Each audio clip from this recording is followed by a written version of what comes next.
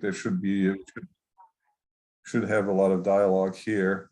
So full disclosure, we prepared this presentation and really this event together with Rick Harrison, who wanted, I think, to be on the panel, but I think he's traveling today from Driscoll, so he cannot participate. He's the vice president of research at Driscoll. But we're going to talk today about intellectual property. I will cover more the the UPOV Convention, the Plant Variety Protection Act, as far as it relates to the United States type of protection, and then Alyssa will focus more on the patent type of protection for seeds. So with that, I need to be able to. Here we go. So why do we need intellectual property rights for seeds? So, seed companies, and I'm specifically talking now about companies that develop seed varieties. And of course, this is related to intellectual protection for seed products, or you could say for plant products, because I think, we can also talk about clonal varieties and that sort of thing. And we can cover that as well. But seed companies spend between 8 and 15% of their sales in breeding and R&D investments. I would say usually in the US, where research isn't subsidized like it is in some European countries, it's normally less, and in some European countries it's more, because companies can get also tax credits, more tax credits for their research investments. And that's really true for larger and smaller seed companies. We have less smaller seed companies now in the US, a lot less than we had 20 years ago, or 30 years ago. But in other geographies, there are still quite a few smaller, family-owned even seed companies as well that have breeding activities. If I think about, the place that I come from originally, Germany or Europe in general, there are still a lot of smaller companies that are able to operate as a company, as a seed company, with wheat, for example, or in the canola area as well, winter oilseed rape, and actually the system to be able to protect the varieties and then have sort of exclusive marketing rights to them, it really helps those smaller companies also to be able to to survive as a business and be viable as a business. It takes a lot of years to develop a new varieties, and so the investment that a company can make is really that a private business can make is really dependent on the crop's ability to carry the costs. So if we compare about the entire amount of investment that goes into breeding, technology investments in R&D into different crops, then it varies, of course, because it is kind of somewhat dependent on the ability of that crop to be able to carry that investment and to still be able to be profitable as a company. So if the business opportunity becomes smaller, talking about protection, intellectual property protection, then it's very clear that if that business opportunity is smaller, there'll be less investment. And so then the farmer, the farmer and society as a whole, loses, because there just won't be the genetic gain, and the quality of the varieties or hybrids that are available, the seed products, the clones, whatever it may be, that are available are just not as good. And I just gave an example here, as sort of a fictitious example of a company A that may have a corn breeding budget of say $40 million, and they maybe release 25 new hybrids every year, let's say in the US or in North America, in the US and Canada. And so to develop one successful hybrid that that they have in their commercial lineup, it costs them about 1.6 million of investment. say, to develop it. And so per year, this is a kind of a per year calculation. So that essentially, if everybody could just copy that and just say everybody could just sell that, there would be just no way for the company to recoup their investment into research. And that's really one of the key reasons why we need to have intellectual property rights, like we have them also, of course, in other areas like copyrights for written,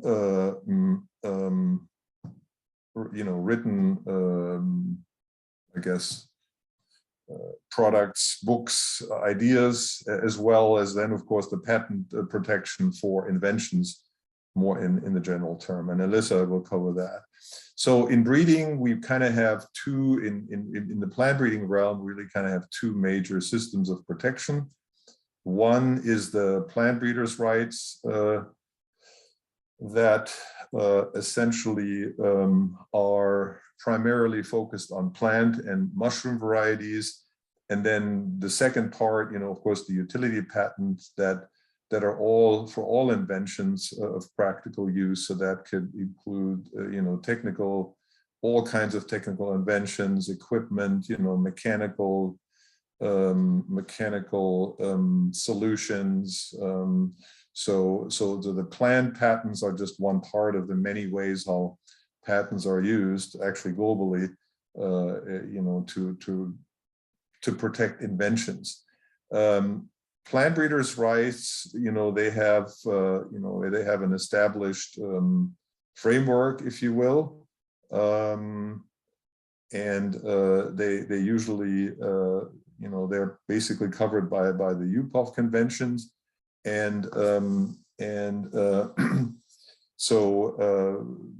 but there are other regulations that may affect trade. So talking about how a material can be actually traded between different countries, and so there is the OECD standard that then kind of regulates how pure a certain seed lot has to be, and that it's absent of diseases and so forth. So that's not really necessarily, it's a regulation in the seed realm that is not exactly an IP protection, but it's sort of a regulation we have to follow. And then as we trade seeds, and then of course we have trademarks and contract production and legal ways how we can also essentially protect our intellectual property. And I think Alyssa will get into that part a little bit more in her part of the talk. But when we think about the actual sort of plant variety protection that is essentially facilitated, if you will, by the UPOV, which is an international organization. It's located in Switzerland. And so that's the International Union of Protection of New Varieties of Plants. And that is a system that was first agreed upon. Many countries sort of ratified that in 1961. And then there was a sort of a revision of that later, 30 years later in 1991.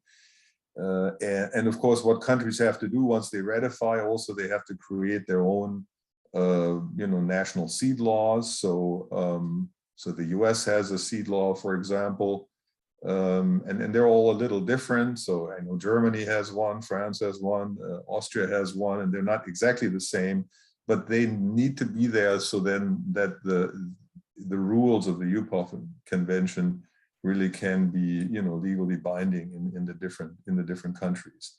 And the principle of and so in the US, that would be the Plant Variety Protection Act, or PVPA, that covers that for the United States. And so basically the protection of the varieties are based on the fact that they conform to the DUS criteria. So distinctness of a variety has to be distinct. it has to be uniform, and it has to be stable. So distinctness means it's clearly described in certain features, morphological features. Nowadays, in some countries, of course, markers are also used as a measurement of distinctness, as well as then also uniformity. It has to be uniform. That is the uniformity is dependent on the biology of the plant. So depending on the biology and the composition of a variety, if you think about synthetic varieties as compared to hybrids, for example, or inbred line varieties, that uniformity level is subject to negotiation then, based on what's the biological norm of that specific species of plants. And then it has to be stable, which means it should not change. It is something that has to be reproducing more or less in a stable way. In the case of a hybrid, we accomplish that by producing it from homozygous inbred lines. So as we always cross the same lines together, we essentially get the same hybrid. In some other cases, it's a reproduction. Like if we think about self-pollinated crops, we essentially can reproduce the same features, the same description, the same characteristics by just by essentially taking a seed sample and planting it and harvesting and making sure if there was no contamination, that it still has the same characteristics. And then in addition to that, there is in some geographies, essentially a test of variety. I think it's called it's the VCU, so the value for valuation for cultivation and use. And that is something that really means that in this case, it's about the performance of the variety is checked against certain checks.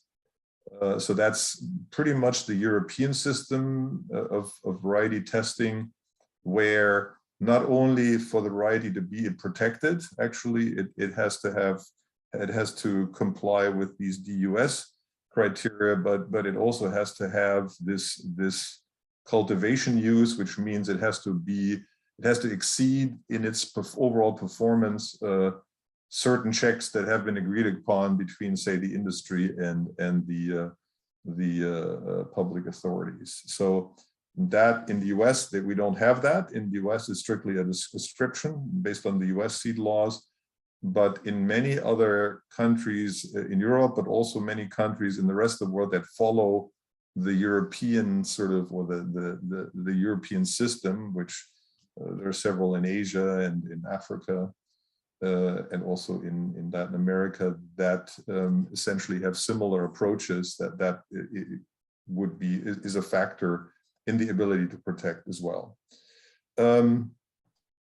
So basically what is protected is the commercial use of the variety, and also the right to multiply the seed, and then of course also to out-license, and usually the protection is limited, similar to a patent over a certain period of time, depending on the seed law of the country, that can vary. There is a farmer safe seed privilege, so that the farmer is allowed to save the seed of the variety in the newer UPOV convention. And there is, from the beginning, always has been a breeder's exemption, which means that if a variety is protected under UPOV, a breeder can freely cross that variety and use it as a breeding source to essentially develop a new variety. So that is something that is typical, sort of a typical feature of the UPOV convention and that type of protection. Then when we specifically talk about the US, we have the Plant Variety Protection Act, And you know, so that's kind of defined as what did they define what a variety is. You know, so it's a certain taxon, and if it's, you know, they talk about the US characteristic that is distinct, uniform, and stable, and that, you know, that there's a submission necessary of a seed sample for, you know, the different species. And then, as I said earlier, there's no test for VCU in the US system. F1 hybrids are not protected in the Plant Variety Protection Act, and the applicants must file an application with, you know, the PVP office, and they have to develop, they have to submit a seed sample, and then a PVP certificates once issued. Once there is, you know, there is a uniqueness, so it has to be a new variety. If the description would be exactly the same as one that already is existing, that had been already approved, if you will, certified, registered, then the next, you know, something that's exactly the same would not be able to be essentially registered and get a certificate. But if it's considered to be distinct from anything that exists already, then you get the certificate, and it's usually valid for 20 to 25 years. Depending on, I think, different on the variety type that it is.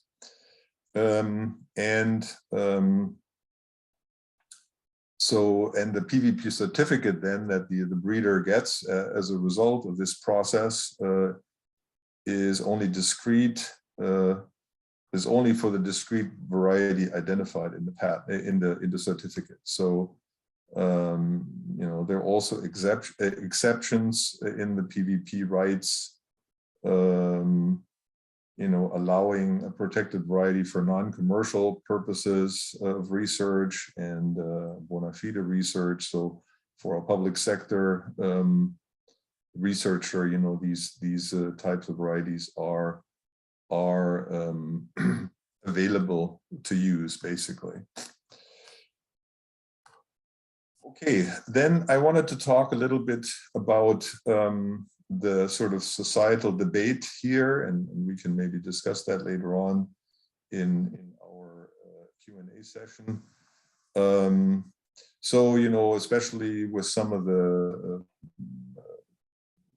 has been a discussion in that in intellectual property rights, you know, all of them, including the patents, they hinder the availability of genetic resources, they hamper progress in breeding, and they narrow down crop diversity, and so there have been a lot of sort of discussions about this. You know, I think that what we should understand is that while, you know, certain patents or these restrictions that are sort of limited, it's usually, you know, the PVP certificate, a UPOF certificate, or a patent give the owner, if you will, a limited monopoly over that seed variety that they developed. But I think, you know, what we have to just understand is what I said in the beginning, that we really, if we want to sustain innovation in this space, and we want the investment to be there, that companies are, you know, are essentially making available to improve crop performance and really make food production more stable, then we just need to sort of, we need to have a system essentially that allows that. And, you know, we can talk about some geographies where maybe those rules are not quite as established yet, or and where therefore there is just not the same level of investment, because it's just not, it doesn't make any, makes no business sense for a company to make that type of investment. So we can talk about that later. I wanted to go into also the kind of a little bit the history of some of big germplasm disputes. So essentially cases where there had been, infringement or, say maybe improper use of germplasm in breeding that maybe did not follow some of the rules, if you will, about legal germplasm access, and also that has had some consequences in how companies have started to organize their breeding programs as a result. So the very famous case, not sure if all of you are aware of this, in the 80s was the case between Holden's, which was a foundation seed company that was supplying about 40% of the germplasm to the US in corn to the US farmers at the time.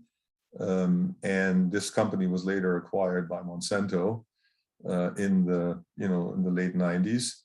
And but there was a famous case where a pioneer line LH38, or also called H3H in some of the court proceedings, was found to be very similar to a line that Holden's foundation seed had developed, which they called LH38. And essentially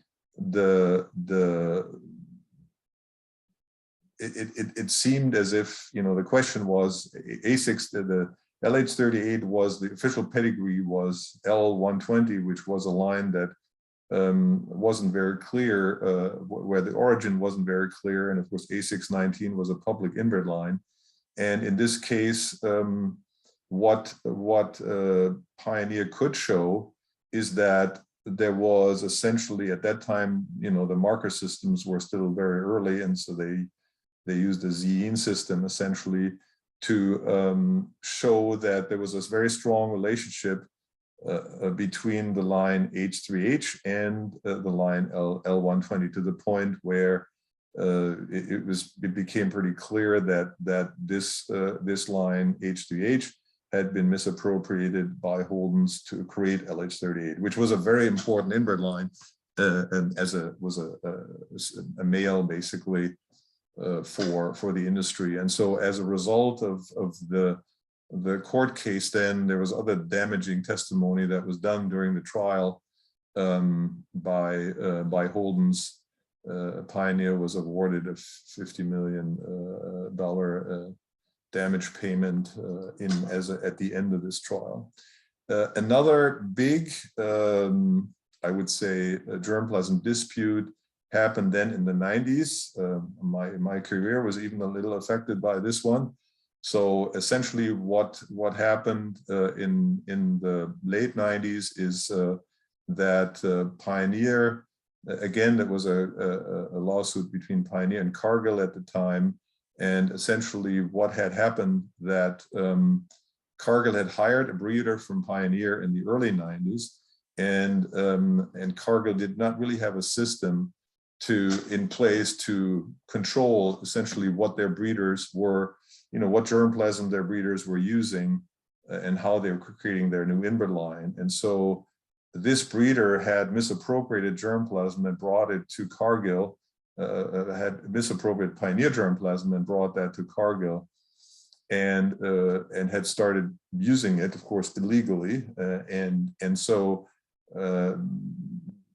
a large portion of the US germplasm had been encumbered, with these lines that had been misappropriated from Pioneer.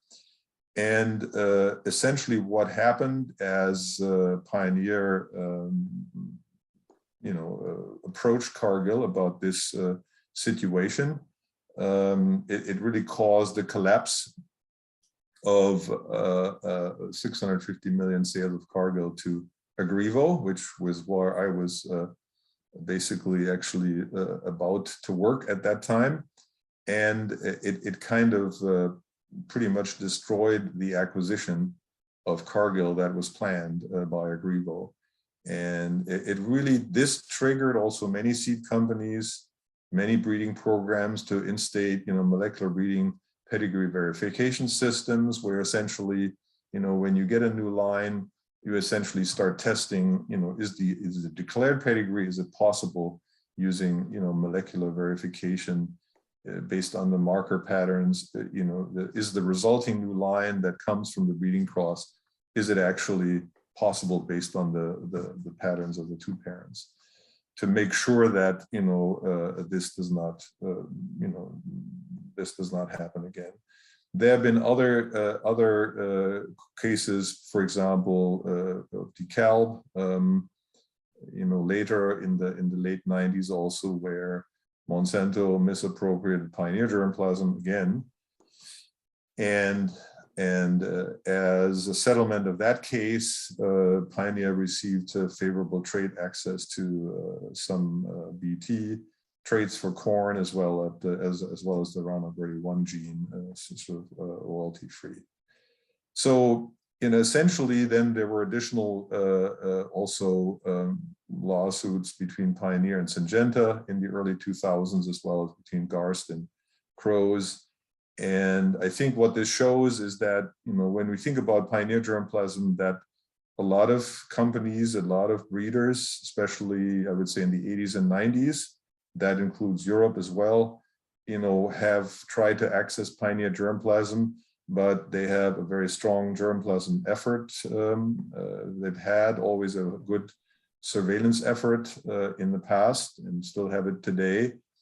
And so they've been able to essentially know or understand if there have been some access issues in the past. There was a case in Europe with MBS 847, for example, that was a line that was very similar to the now public line PH 207 that's now in the public domain, essentially an off PVP line. And but in that case, the Pioneer could not be successful because there was a morphological difference, and that basically made the two lines look as if they were distinguishable. Okay, I think that's all I wanted to say. So I think now we go to Alyssa, and she will talk to you about utility patents.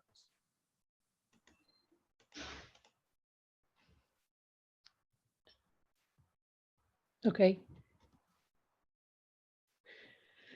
So I was just going to talk a little bit about patents, and you'll see there's a reference to what we call utility patents. That's really in this presentation just to distinguish from what we'll talk about a little bit later on plant patents. Plant patents are not the same thing, and they're kind of a special form of protection that's only available in the US for asexual reproduction if the plant is clonally propagated. And so we do have one slide on that.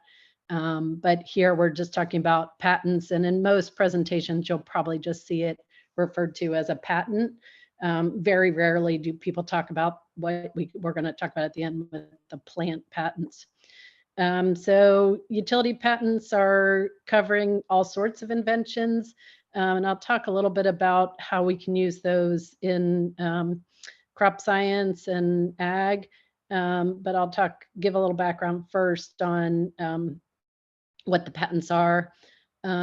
Basically, a patent gives you the right to exclude others from making, using, or selling the claimed invention for a limited time. So limited monopoly to prevent others. It's a negative right. It doesn't give you the right or the patentee the right to practice your invention, as there may be other patents that cover the invention. So what it does is it lets you keep from others. And we'll talk a little bit about the difference between patent protection and PVP protection for plants in a few slides. The key is looking at the claims. The claims define what the scope of protection and what you can prevent others from doing. Most cases, the term is 20 years from the filing date. There are some old cases in the US that have slightly different term, and then other countries. I am going to focus here on the US, but each country has their own patent systems, and there are different requirements. So if you're thinking about other countries, there could be some differences in the requirements and things that you would look at. Do you want to advance the slide there, Klaus?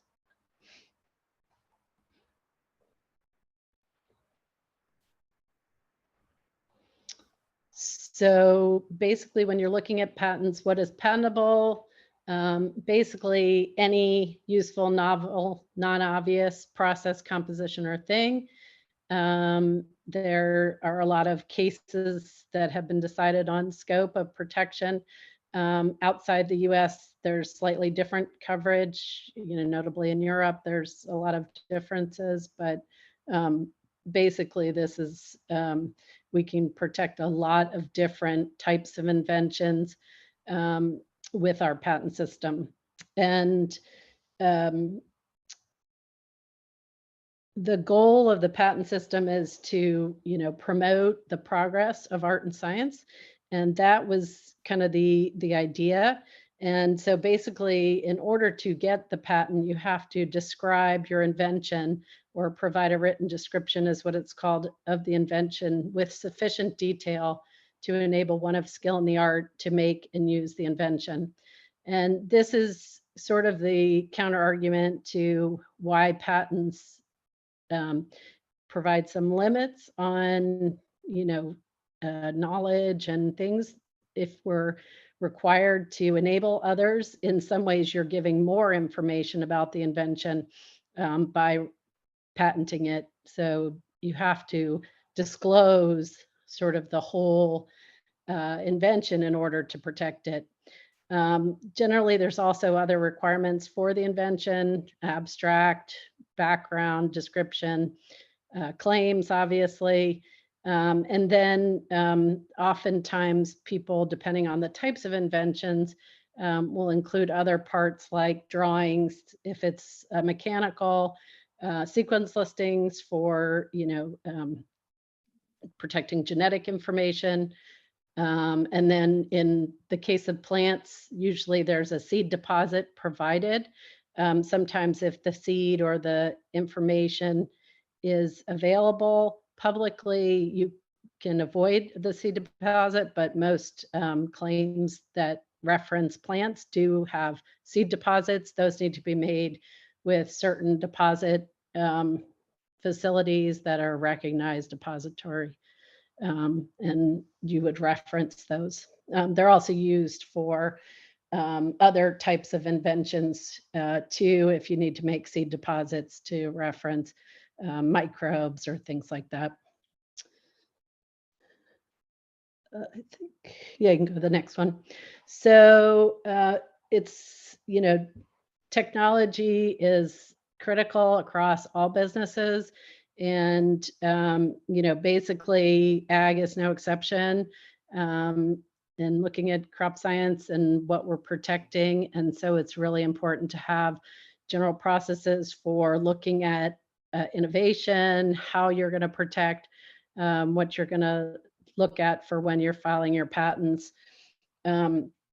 So, there has to be a process in place to identify inventions and then figure out how to protect those with the right types of intellectual property, including patents, but also PVPs and copyrights, trademarks, other things too.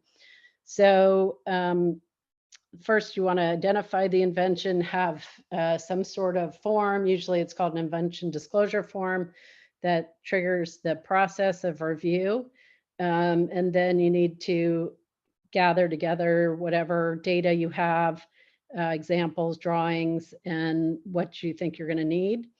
Early on, it's good to develop a claiming strategy and draft your claims, because since the claims define the scope of what you're protecting, you want to understand what you need to disclose to enable your broadest claims.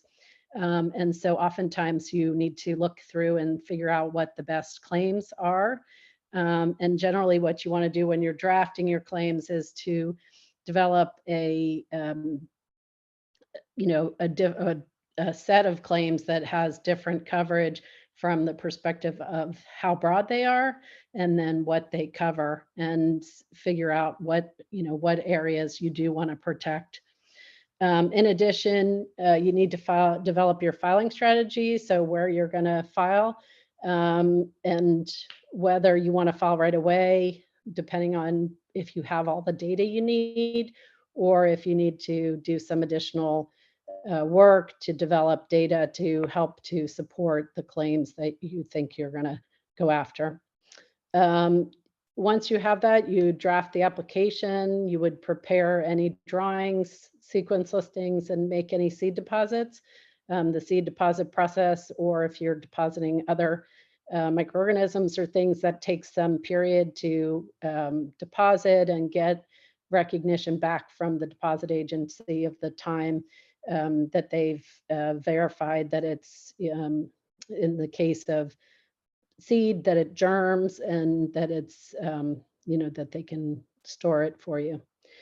And then there's obviously some paperwork that goes along with filing the application, and, checking to see who the inventors are, determining inventorship. Inventorship is different than authorship of a paper. So that is something that has to be determined, and that is, an important step in filing the application to name the proper inventors.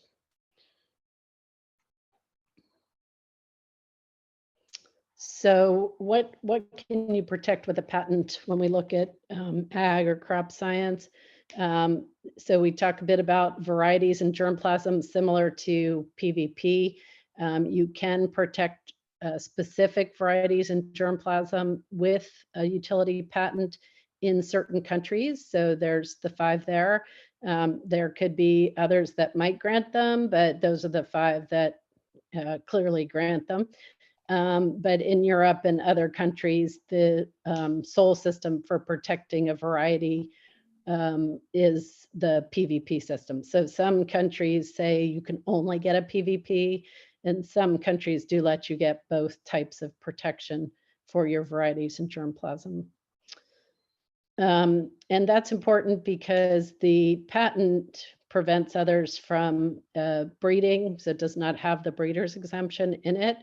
And so you get a different form of protection than you would get from a PVP. So that's why you would protect with the patent in addition to the PVP. So in the US, you can get both. In those other countries, you can get both types of protection, but in many countries, only the PVP. In addition, with patents, you can protect any other kind of plant innovation. So some examples: native traits, so marked with QTLs or alleles, breeding technologies and other methodologies, other molecular technologies, and then devices, equipment, pretty much anything, as if it was any other type of area. So just to give you some idea of what the claims look like, these are some granted claims in some of our cases that show different types of claims that you can get. These have all been granted by the US Patent Office. So you can see the first one is what would be to the variety or germplasm. So those are specific to that line and those types, the hybrid there. And you see it references the seed deposit and the specific cross or the specific lines that make up that hybrid. The second is an example related to QTL or native trait. So it has to do with the color of cauliflower. So it's a cauliflower that stays whiter than other cauliflowers that existed. And there's specific alleles that were identified that contribute to that trait. And that's you can see there was the claim granted to that.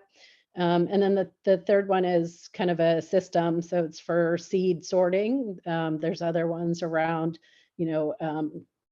planting mechanisms and the chipping and other ways to analyze seed. So those are other types of systems that we can protect.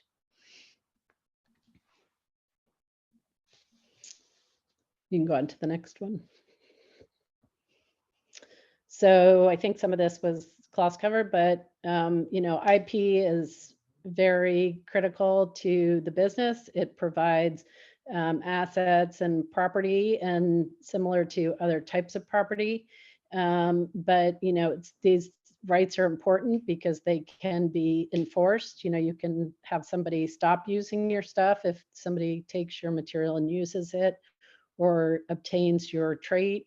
Those are things that you could go, ask them to stop. They can also be sold. You can enter into licensing agreements. And also for small companies, they can be used. IP is often something that can be used for financing or loans or other things, especially with startups and other companies. So those are key there. And then the last, obviously, it provides a deterrent effect. So keeping people from using your stuff, or taking things they're not supposed to be using. So and also can be used if you're negotiating licenses or sales or acquisitions. IP is often used as one of the assets and valued very highly because it gives you that exclusive right.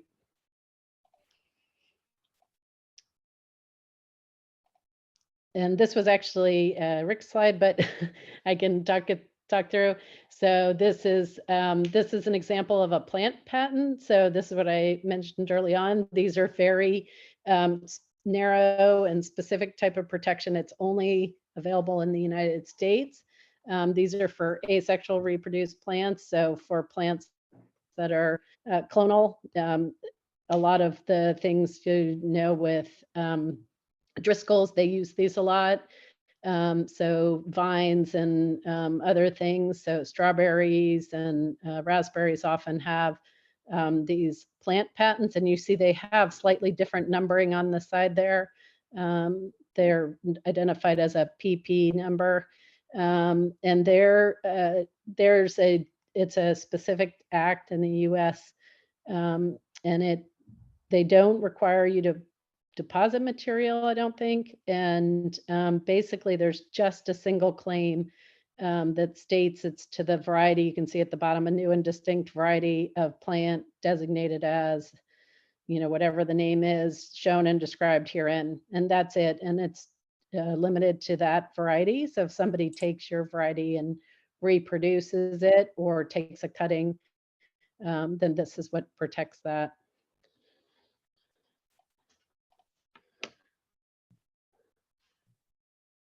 I think that's it, but I think I saw some questions. I don't know if there were some questions there, or if anybody has any other questions, we can certainly address those.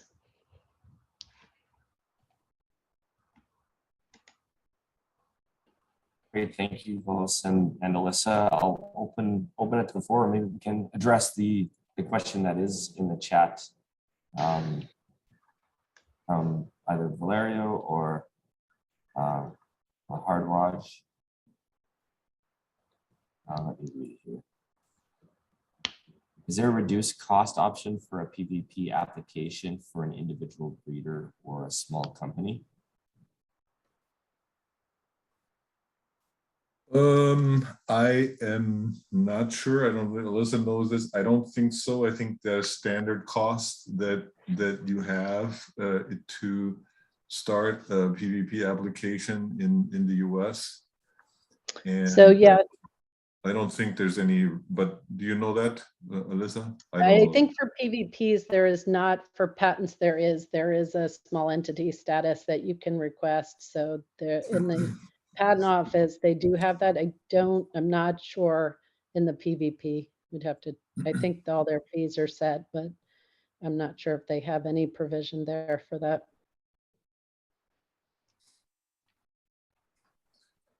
Okay. The next question, Valerio, why don't you ask the question yourself, you can come on screen. Yeah, thanks, Kevin. Well, my question is, so can you just go into detail about the breeder's exemption in terms of, what comes to, it's there, at least as far as I can tell, as far as I know, there's no, legal definition of who is a breeder, right? Or, whether a breeder has to have meet certain conditions in order to be classified as a breeder. So, can you just go into detail whether that under UPOB has some sort of standard, or just anybody can constitute a breeder and claim the exemption? Yeah, I Yeah, would so- say that, go ahead, Alyssa, if you want to answer that question. Oh, go ahead. No, Yeah, I mean, don't think there's no. any specific requirement. It's actually should be called an exemption for breeding rather than a breeder's exemption, because it's the act, not the person.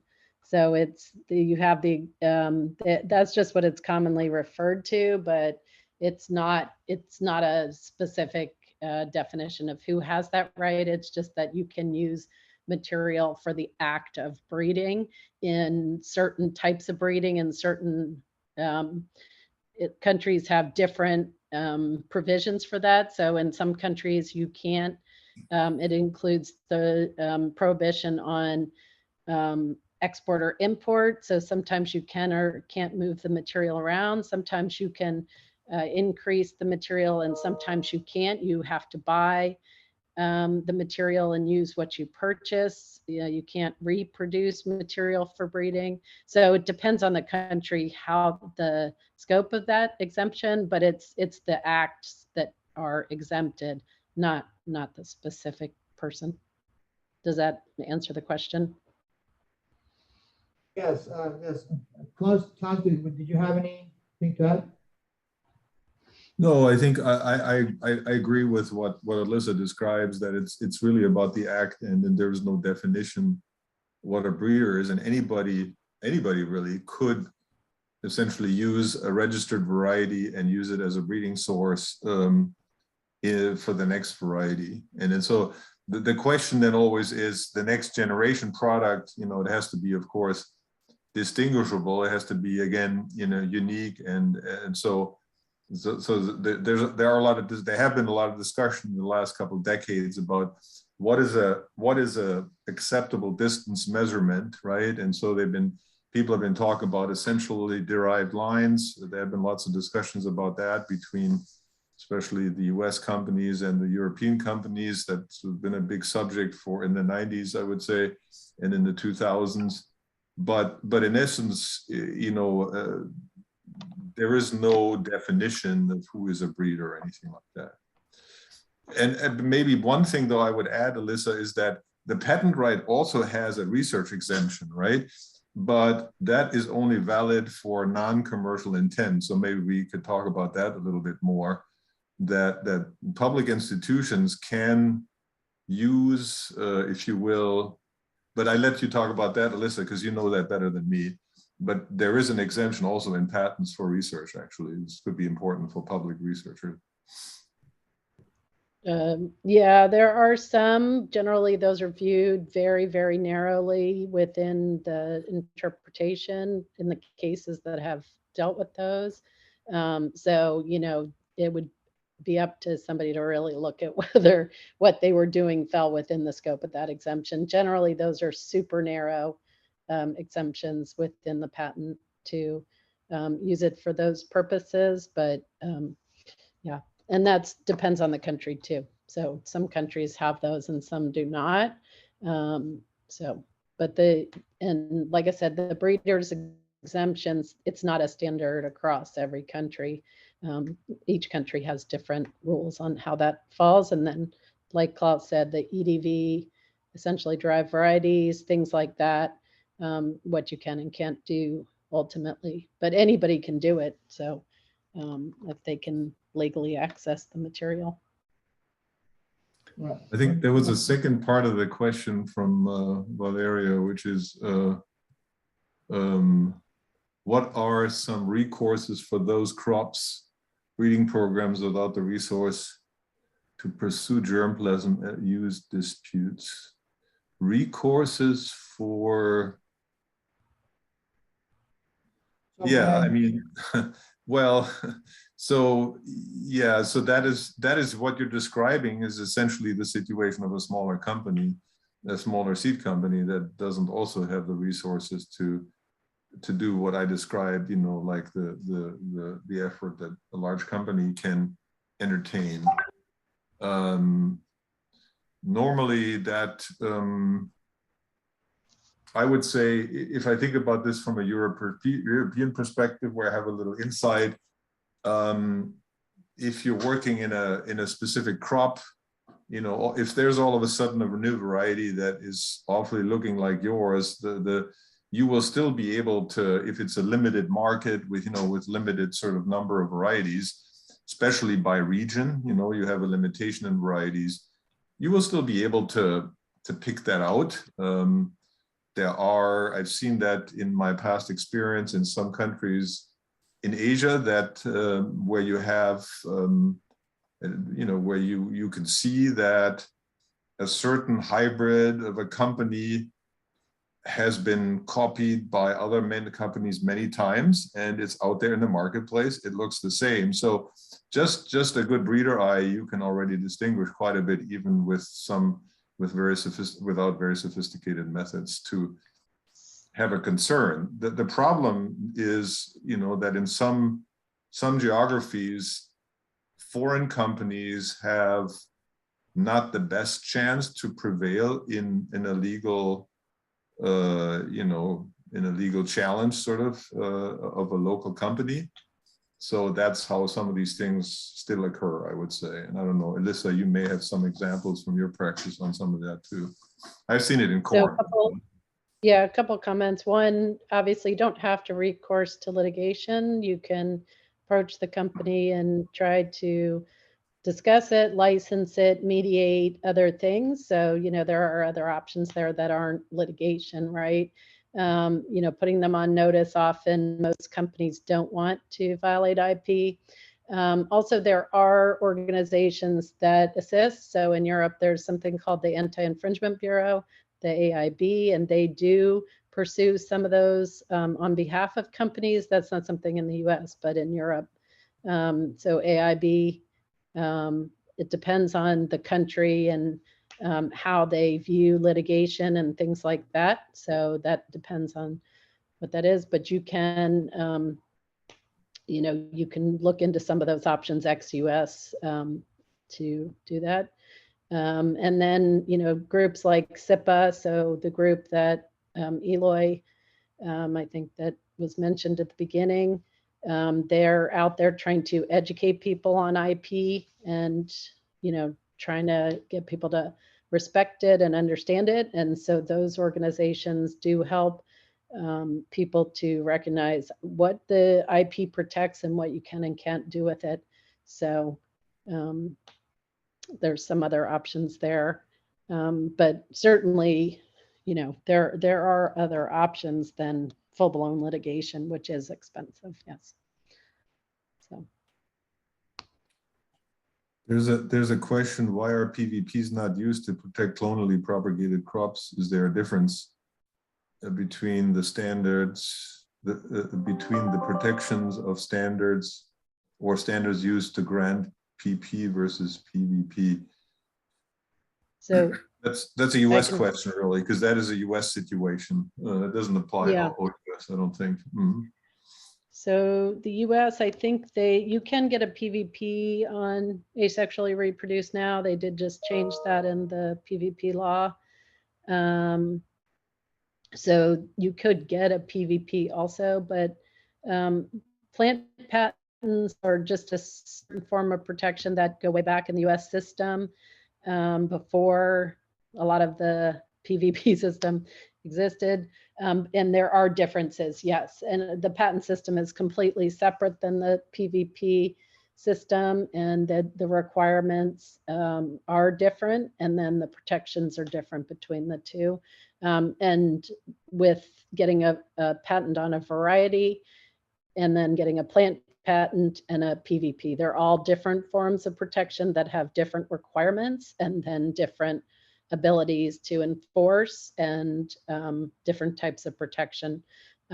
For instance, there's a specific exclusion in the PVP law from export. And so that's something that's specific in the PVP law, so exporting seed. And then there's other provisions that protect different portions, types of protection, reproduction versus, so, you could assert both if you have both. So if somebody is using your material, you could, depending on what they're doing, assert both your patent and your PVP. So you can have multiple things protecting the same material. Could I ask a quick follow-up? I asked that question. Yep. Is there well, for in the US context, is there a breeder's exception also for the plant patents? And then in the European context for Klaus, are PVPs then what are used to protect clonally propagated crops? Yeah, in the European context, or just where the plant patent system doesn't exist, or are then utility patents typically what are relied upon? I don't know, do you want to go first, Alyssa, and then I'll go second? So the first part was, sorry, I lost the first part of the question. That was I was thinking about the second part. Well, yeah, European, in yeah. your comments on both, but just is there a breeder's exception for plant patents? Yeah, so we don't file plant patents ourselves. That's generally in that usually in areas like fruits and like grapes and things. But my understanding is there's not, because it's patent protection. So it would be similar to what you get from the variety. It's just a different, it's a narrower type of claim and specific for asexual reproduction. So the breeder's exemption is specific to UPOV and the PVP systems. So, and then ex-US, I don't know if you want to talk about that, Klaus, but. Yeah, so if you think about Europe or ex-US, then really all types of varieties are protected through the UPOV approach, basically. So if you think about, as an example, potatoes, which are a big crop in Germany or in Northern Europe, that's a clonal crop, right? So those are protected just as other varieties would be. There's really no difference. So they follow the UPOV kind of approach. Okay, then we can go to the next question here. It looks like it's for me. So what is the gross breakdown of the 1.6 million to develop a successful hybrid? That was just this, fictitious example. Really, when you think about it, I was assuming a $40 million annual breeding budget. So then really, when you think about how many years it takes to develop a hybrid, it's a different number each year, but it was just coming to a number. But we could say, the question is the breakdown of a budget. Well, if you think about that budget, 40 million, probably, it depends what kind of breakdown are you thinking? Is it in terms of testing versus, maybe lab cost versus, personnel and other costs? I mean, it's, I would say the breakdown would be that normally when you look at a breeding budget, half of the budget is for the yield testing, roughly, usually. You could say in another way, half the budget is people cost, is fixed, is the cost of the personnel. Normally, nowadays, the cost for, say, marker prediction, is actually reducing the cost of the testing in the field, because it's actually much nowadays cheaper to do, prediction, marker-based prediction, rather than actually testing the material in the beginning of the breeding cycle.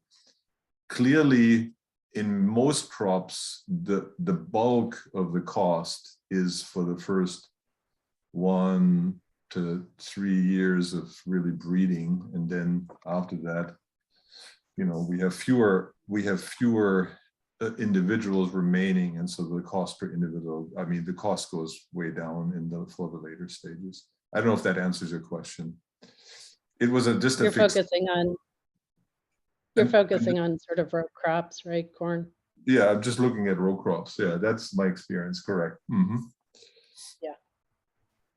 It varies all over the place. Just to be clear, I Exactly. mean, you Yeah. know, it varies depending on the crop and what you're talking about. The veg is very different than row crop, and then obviously some crops it's longer than others depending on how they're produced and other things. So, and then traits, and if you're looking at whether they have traits in them or not. So, yeah, just to be clear, I don't think that's across the board. Yeah. So yeah, and of course, I'm not talking about traits here. I'm not talking about the development of traits. That's a whole other. Yeah. That's a whole other separate area. Yeah. Okay. There was another question. How would it be interpreted in regards to genetic study of protected lines by public institutions? Is it similar across species or species specific? So genetic study of protected lines by public institutions. So you're saying using, is the question on using a protected line for doing like fingerprinting or genetic analysis? So generally, if it's patented, you know, you can't use it. So, so if it's patented, you can't use it. But, you know, oftentimes you can get a research license from the company to do some of that work. So oftentimes they are available for licensing, but depends if it has a patent on it or not. So. But what if it's a public institution and it's a research with non-commercial interest? Yeah. Okay. Yeah, I don't know. All right. The next question. Oh, there was a comment from Julie Dawson that potatoes were specifically excluded from the Plant Patent Act and only added to the PVP Act later in 1995. Okay. Yeah, and I think the same, they added vegetatively propagated to the PVP Act. I think that was fairly recent. I don't remember if anybody here knows, but that was fairly recent. I think they were trying to get that added in. I know that SIPA had some involvement. I don't know if you know, Eloy, where that ended up, because they were trying to, we don't look at that, but I think there was some attempt to get it brought into the PVP Act also. Yep. Yeah. Yeah, I think there's an answer. Julie says yes. More recently, there were a number of other vegetatively propagated crops added to PVP. I think it was in the last couple of years. They did add a bunch. Yep. So, and I think each country has some exclusions, what they cover, don't cover. So you have to look at each country. And then the term of protection varies too. So some trees and other types of crops have different terms of protection than other types of crops. So obviously you have to look at each country because it varies exactly, and then what they cover as far as vegetative propagation, things like that. So those are all the questions we have so far.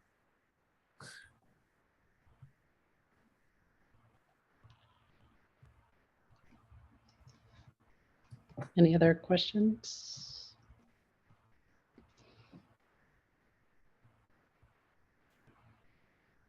I guess in the absence of questions, we should thank you from the NAPB members for presenting and educating us today. thanks for joining, everyone, and wanted to remind everyone that, and I'll share my screen so that everybody can see the flyer for the follow-up webinar. I think you can see this. Everybody see a flyer? So Yep. just a reminder for everyone that we'll have a follow-up IP webinar on April 12th. So in 4 days at 2 p.m. Eastern. And this will go out to all of the NAPB members again on email as well. So I had a general question for both speakers, if there's time. sure, definitely.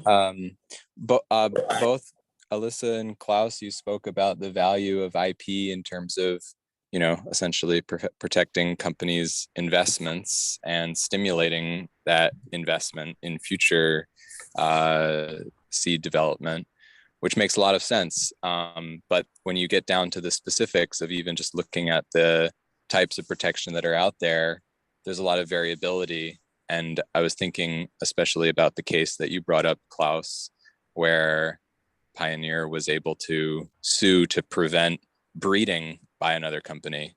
But of course, you know, that lawsuit wouldn't be possible under the UPOV treaty with the breeders exception.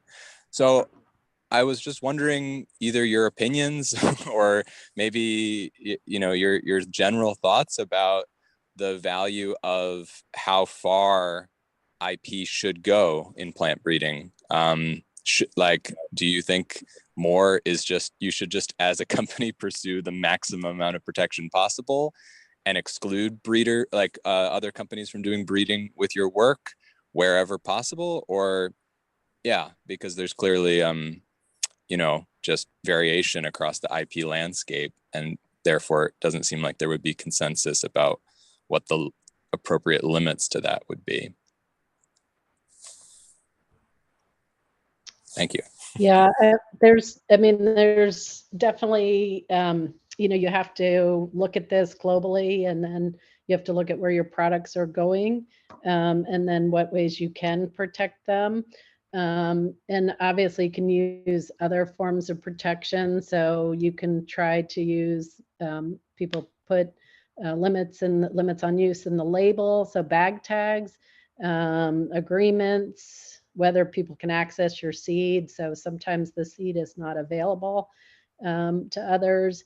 You know, when you file the patents and the PVPs, you are in a way making your material more available, because you do have to make the seed deposit, and ultimately that seed is there for somebody else to breed with, so it still has value.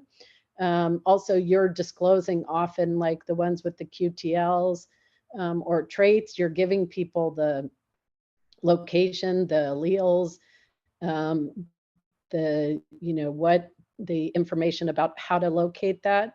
And while you get some protection on it for the limited period, it does let other people experiment and try to identify things. So, you know, it's a balance between the two, you know, ideas of, do you want to protect everything? You know, and that's part of the IP strategy and what you're protecting, right?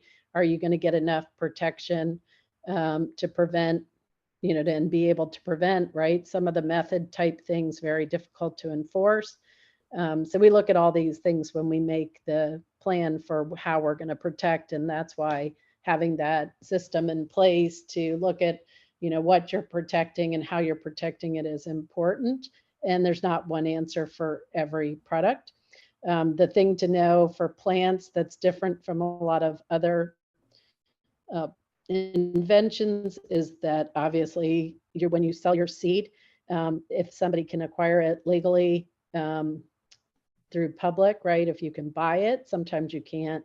But if you can, the seed is out there, and whatever's within your seed is out there, right? So the more protection, if you want, you would have, so you can keep people from doing things. Now, if they're just planting it out and using it, and that doesn't mean you wouldn't allow others to use it. Like I said, often for public or for research or nonprofit or other things, most companies will license, and that just means that you have, you know, some authority of what they do with it, and then how they kind of handle your material. Particularly important if there's, other stewardship or other requirements for the material. So, but, having protection is really important because, as Klaus said, I mean, some of these traits take a lot of time and effort to develop, both the native traits and then the biotech traits. And having protection on them, makes it feasible to do that. If somebody could come along, if you've spent 15 years developing it, and somebody else can just pull it out of your germplasm and bring it into their germplasm in 2 years, how does that play out, right? Is then who's going to do that initial investment so that you get to the ultimate products that we need for improving our ability to feed the world, right? Yeah, maybe I think to expand what Alyssa said, I think the interesting thing is that when you think of disclosure, I would just like to add to that it is correct that the patent system forces more disclosure. For example, in Europe, in the European system, here, when you think about, let's say, maize, corn as an example, lines that were protected by patent or PVP eventually become publicly available, right? As we know, the so-called off PVP lines in corn, maize, they're available, and everybody, they become public at some point when the patent expires. In Europe, that's not the case. It's very hard to access any inbred line publicly because while they're protected, they're never really made available, and so they're not really becoming available even as breeding sources. Actually, you can only breed with the hybrids, but not really with the inbred lines. And so it is a little different way how to look at the protection.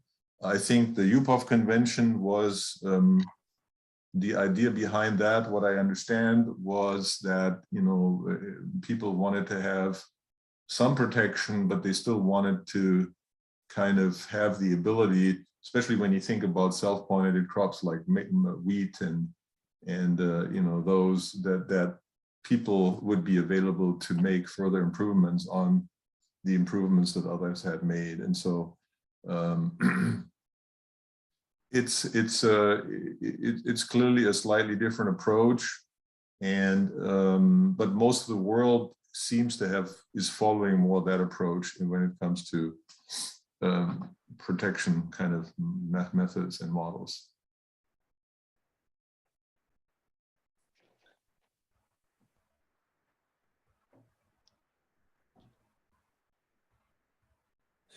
Okay, any other question?